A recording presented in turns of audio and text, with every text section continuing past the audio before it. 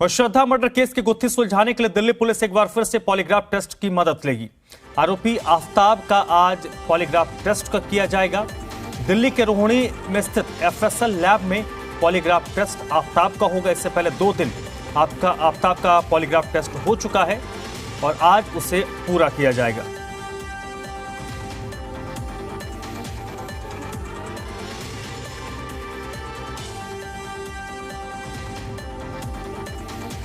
तो श्रद्धा murder case को लेकर एक एक कड़ी को दिल्ली पुलिस जोड़ रही है और सबसे बड़ी बात कि आफ्ताब को सजा दिलवाने के लिए तमाम एविडेंस को दिल्ली पुलिस कलेक्ट कर रही है और इसी के लिए आफ्ताब का पॉलीग्राफ टेस्ट आज एक बार फिर से होगा।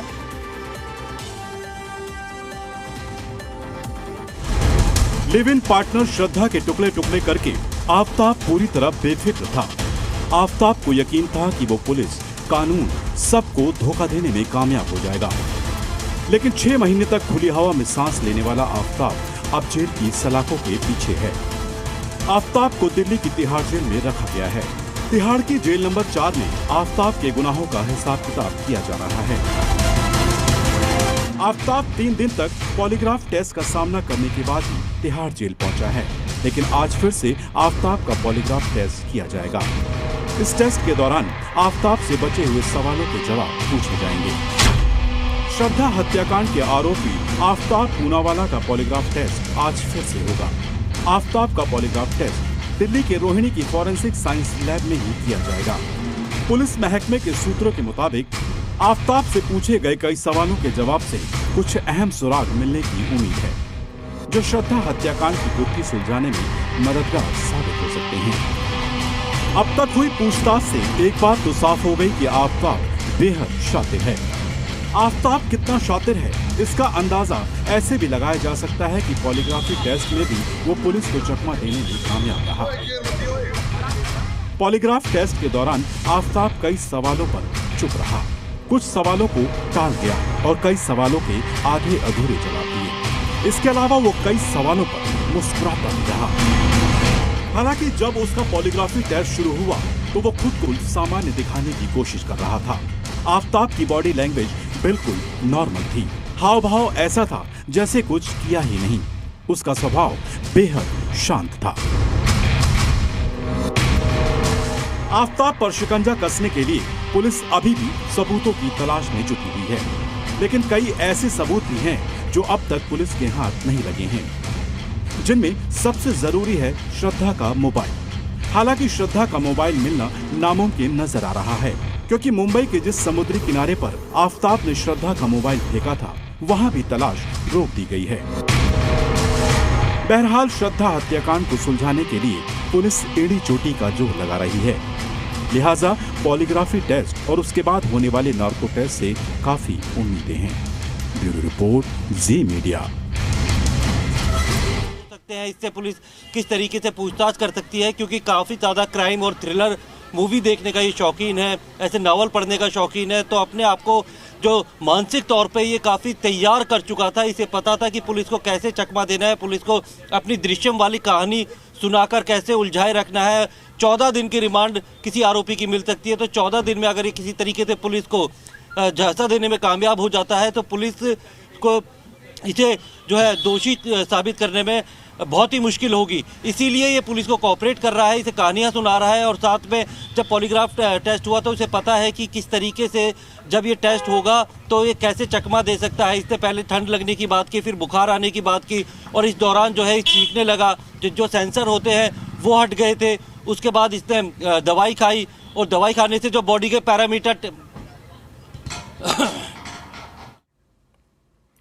तो आफ्ताब का आज एक बार फिर से पॉलीग्राफ टेस्ट किया जाएगा। 2 दिन इसका पॉलीग्राफ टेस्ट हो चुका है। 5 दिसंबर को नार्को टेस्ट भी इसका करवाया जा सकता है।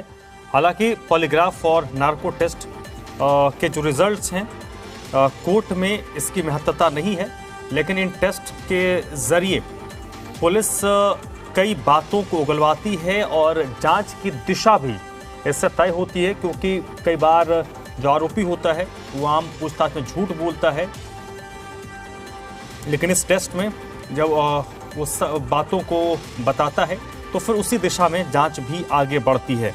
तो आज एक बार फिर से आफ्ताब का पॉलीग्राफ टेस्ट किया जाएगा।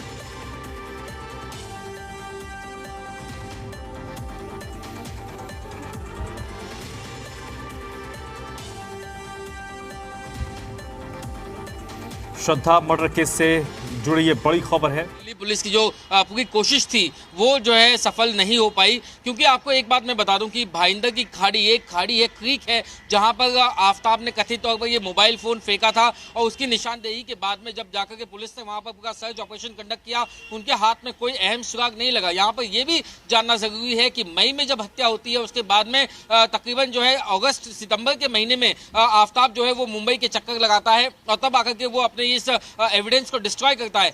उसी दौरान मुंबई में बहुत ही भारी मानसून जो है वो चल रहा होता है, काफी अच्छी खासी बरसात होती है और यही वजह है कि उस बरसात के बाद जो खाड़ी के अंदर जो मोबाइल फोन जैसी जो एक छोटी सी चीज है वो उसे तलाशना किसी बड़ी चुनौती से कम नहीं था, लेकिन बावजूद इसकी प्रक्रिया थी, इसलिए दिल्ली पुलिस की टीम ने काफी मशक्कत की, लेकिन उस मशक्कत के बाद भी उनके हाथ कुछ लगा नहीं। लेकिन इस बात की कम से कम उन्हें तस्दीक है दिल्ली पुलिस को कि उनके पास जो हड्डियां बरामद की गई उसकी डीएनए रिपोर्ट मैच हो चुकी है, जिस हथियार का इस्तेमाल किया गया था वो हथियार भी बरामद हो चुका है। तो 14 दिनों की जो पुलिस कस्टडी थी उसमें काफी हद तक सबूत इकट्ठा करने में दिल्ली पुलिस जो है कामयाब रही, लेकिन जो एक अहम एविडेंस जो था श्रद्धा का मोबाइल वो जो है इसमें मिसिंग था, क्योंकि श्रद्धा के मोबाइल से ही पेमेंट का जो लेन देन जो हुआ है आफ्ताब ने जो किया है वो उससे साबित होना था। श्रद्धा के दोस्तों ने अपने बयान में कहा था कि श्रद्धा के मोबाइल में कोई एक खास वीडियो था जो आफ्ताब का सबसे बड़ा राज था।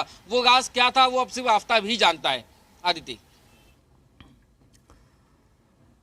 तो आफ्ताब का आज पॉलीग्राफी टेस्ट होगा और इसके अलावा कई ऐसे तथ्य हैं और कई ऐसे एविडेंस हैं जो दिल्ली पुलिस को अभी तक हासिल नहीं हुए हैं और